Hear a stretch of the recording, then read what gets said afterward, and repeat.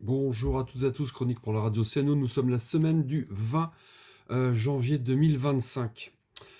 Je crois qu'il faut être très éloigné du sujet pour ne pas s'apercevoir que politiquement, socialement même, c'est très coûteux, très délicat de parler d'environnement et du vivant.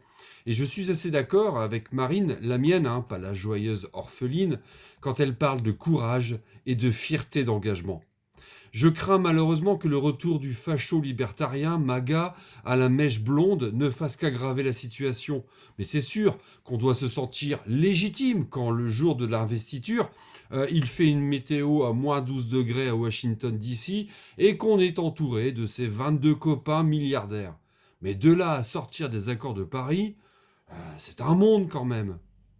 À mon sens, triste pays, triste peuple, biberonné aux promesses productivistes et suprémacistes. Finalement, c'est quoi aujourd'hui la différence entre un peuple chinois, russe, argentin, italien ou américain? La couleur de peau et la différence culturelle ou cultuelle de leurs envahisseurs d'immigrants. Allez, un hommage, non, une tranche de lucidité comme du pain coupé à la main. La hyène est partie après 96 années de haine, traduite par l'apologie de l'esclavagisme, du colonialisme, de la xénophobie, de l'homophobie et de la torture aussi. Pour l'homme, j'espère, par dignité, qu'il n'a pas souffert autant qu'il a fait souffrir. Ce n'est pas ça l'avenir de l'homme, ce ne peut pas être ça. Revenons à notre vrai sujet. J'ai relevé cette phrase de John Palais, un militant du collectif Alternatiba. Nous sommes dans une situation paradoxale où le dérèglement climatique n'a jamais été aussi évident, mais où il n'a jamais été aussi difficile de mobiliser. Je perçois à la fois une sidération et une forme de défaitisme au pire moment. Oui, oui, c'est vrai, nous n'avons pas réussi collectivement à empêcher le réchauffement climatique, mais il reste un immense enjeu, celui de l'ampleur. Car se prendre un platane à 30 km/h ou à 130 km/h, ce n'est pas vraiment la même chose. Je reprendrai bien, tiens, à l'avenir, cette expression du platane, plus imaginée encore que celle du mur, et puis tellement plus naturelle.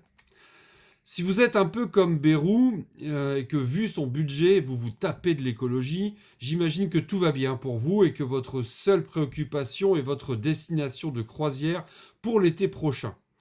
Sinon, il y a nos gosses, à qui on laisse le pire des héritages avec une planète sur une trajectoire à plus 4 ou plus 7. On ne sait pas trop, sauf qu'on oublie un peu, par populisme sans doute, que déjà à plus de degrés, la garantie de la survie de l'homme n'est plus assurée. Alors, à l'endroit, à l'envers, s'adapter sans quitter le luxe et le confort de nos pays dits développés, c'est condamner des milliards de vies exposées aux catastrophes climatiques. Soyons clairs. Allez, on se retrouve peut-être dimanche prochain à Crépin. Autour de l'auteur, les Jeux de Paris n'auront pas lieu. L'Audomarois, Laurent Fayeul, nous présentera son nouveau roman qui déploie avec légèreté un scénario catastrophe au beau milieu des Olympiades parisiennes. Laurent a voulu son écriture autant comme un roman de plage que comme une littérature engagée, une fiction simulant une crise XXL.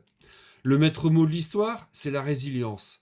Le faire face, se relever, vivre avec et s'adapter. Un concept que nous connaissons toutes et tous quand, dans notre vie, nous avons connu un traumatisme terrible.